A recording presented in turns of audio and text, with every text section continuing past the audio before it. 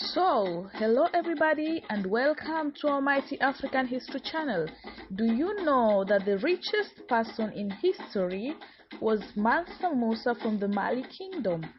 Do you know that his wealth was indescribable and that his trip to Mecca destabilized the economy for 10 years?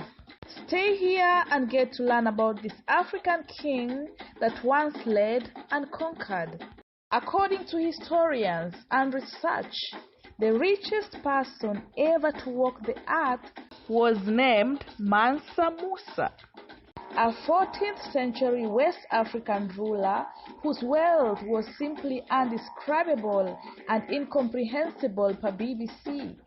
Under his rule, Mali became one of the wealthiest countries in the world. So, who was Mansa Musa exactly?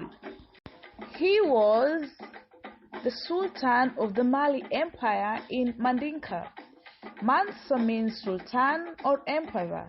It was recorded that Musa Keita was born around 1280 AD during the Keita dynasty.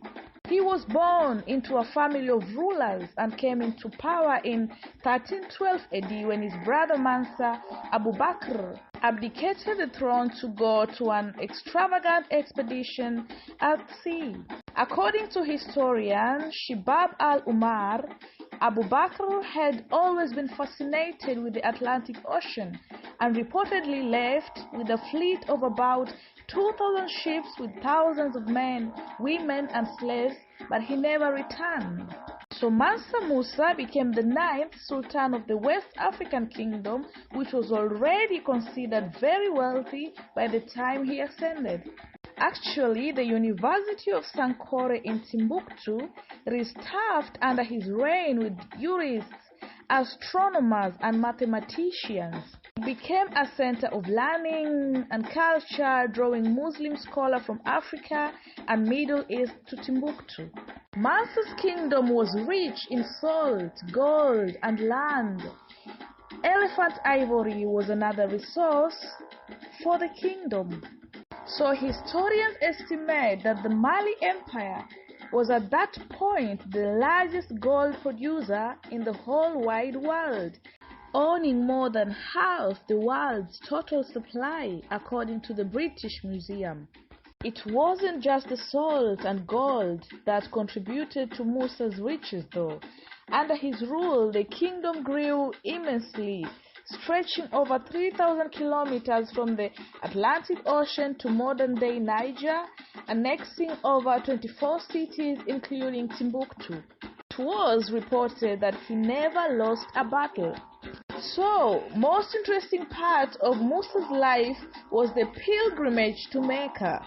He made the most extravagant pilgrimage in human history.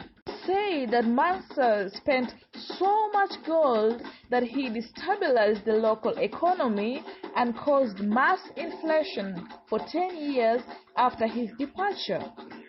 So his legendary pilgrimage to Mecca, with over 60,000 attendants from royal officials to camel drivers and slaves, and lavish outpouring of gold to the poor across Sahel region in Egypt and the Middle East, was chronicled by many and is suspected as what drew the attention of the Spanish crown and initial attractions of Europeans to West Africa.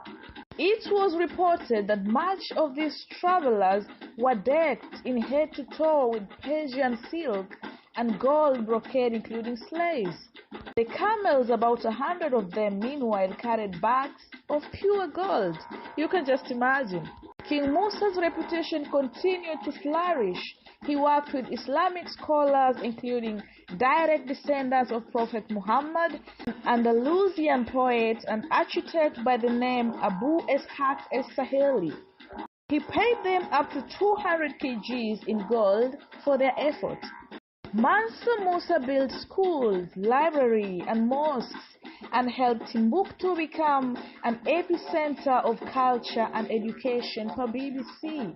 He died in 1337 at the age of 57 and was succeeded by his sons. Contemporary accounts of Musa's wealth are so breathless that it's almost impossible to get a sense of just how wealthy and powerful he truly was. He was richer than anyone could describe. Apart from being the richest man in history, he is also remembered for his Islamic faith, promotion of scholarship, and patronage of culture in Mali. So, hope you guys have learned some history.